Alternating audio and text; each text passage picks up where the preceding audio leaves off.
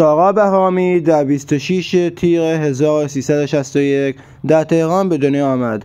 او یکی از بازیگران مطرح و موفق سینما و تلویزیون ایران است که به خاطر توانایی‌های بازیگری و انتخاب‌های هوشمندانه‌اش در نقش‌های مختلف شناخته می‌شود.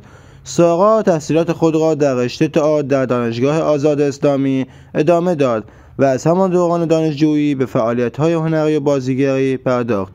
او با شرکت در نمایش‌های تئاتری و گروه‌های نمایشی تجربیات زیادی کسب کرد.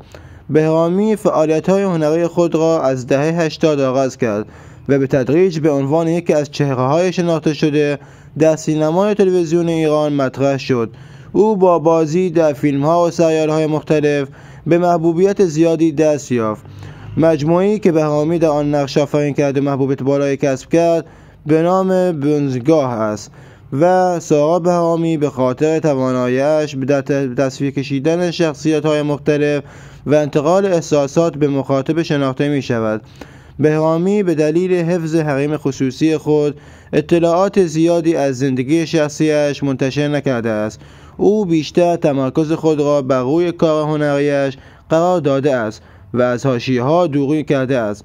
بهرامی در طول سالها فعالیت‌های هنری خود را و جوایزهای نامزدهای متعددی دریافت کرده است، از جمله جایزه بهترین بازیگر نقش اول زن در جشنواره‌های مختلف و نامزدی در جشنواره‌های فجر برای آثارش.